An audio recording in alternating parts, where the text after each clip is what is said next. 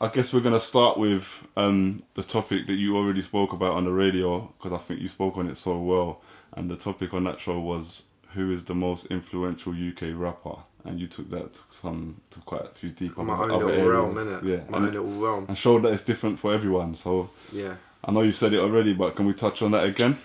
Yeah, so I was breaking it down like if you look at how the whole urban scene has developed, yeah, because let's if we look now at the state of play with rap music, yeah, or even grime culture or whatever, we're talking about something that gets put under that umbrella of urban music, and really those are the guys getting the attention from mainstream populace. We can talk about boom bap hip hop artists and that, you know, like Skinny Man and that, but realistically, if we're talking just on them, we're keeping within our own little niche and excluding a whole load of people that are listening to, you know, I'm going to use the expression urban music right now. And if we speak to a 15-year-old or a 24 or 28-year-old about who's the most influential rapper, yeah, a lot of the time they're going to hear Rodney P and they're going to go, who? Is the honest truth about it, yeah? Your average Joe Blog who ain't in this niche of underground hip hop is going to go, who? So if you want to connect with a wider the wider demographic that really are tuned into what's going on now with this urban music scene as such, you have to kind of look up, where did it begin? Where did it start? And I think like urban music in itself, urban, we're talking about inner city, yeah? And from my experience of the inner city music movement, I always take it back to like Cool FM and jungle music. You know what I mean? And even me as a spitter, I listen to hip hop, but as a person from Britain, born and raised in Britain, I never thought I could do it. I thought it's just something I must experience. I can't rap. That's not for us. We're British. We don't do that. So my first encounter with someone that was actually putting lyrics over beats was actually from this country, from these shores, was when I was listening to Jungle. So that was Cool FM, 94.5 FM or whatever it was.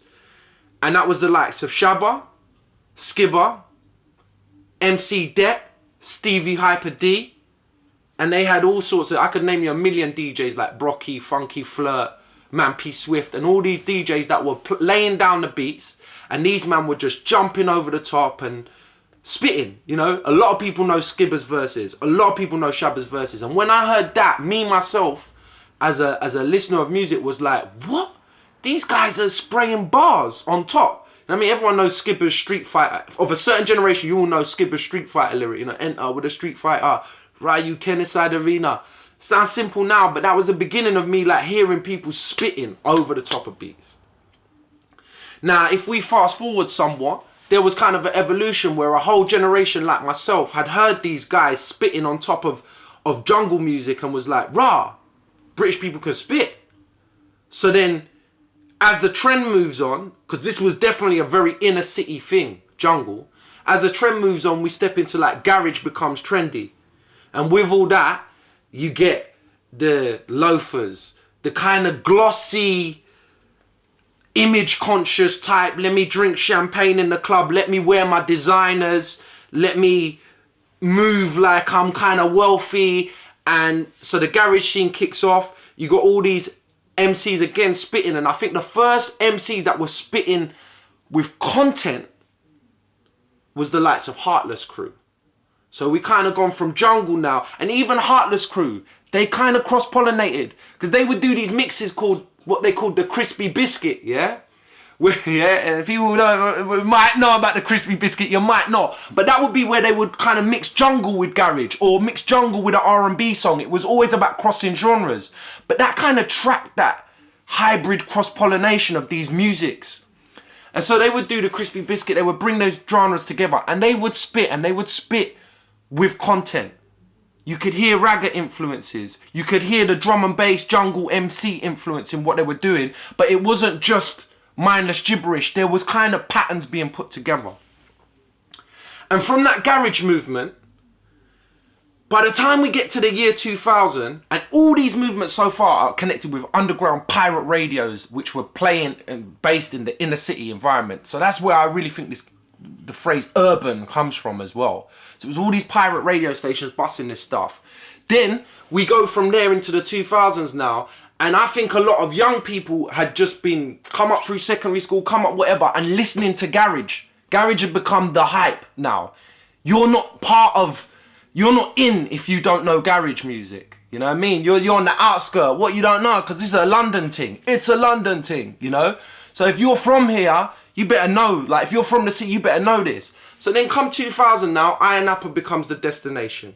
You got people from all over, from Newcastle, from Manchester, from everywhere, coming into one little tiny island and hearing this culture, this trend that was emerging in the inner city. And so now when they're flying back to Newcastle, flying back to Manchester, they're all saying, have you heard that track? Have you heard that track? So what became an inner city culture thing now was spreading nationally. Yeah, and everyone's dressing a certain way, everyone's spraying bars a certain way, the culture's spreading.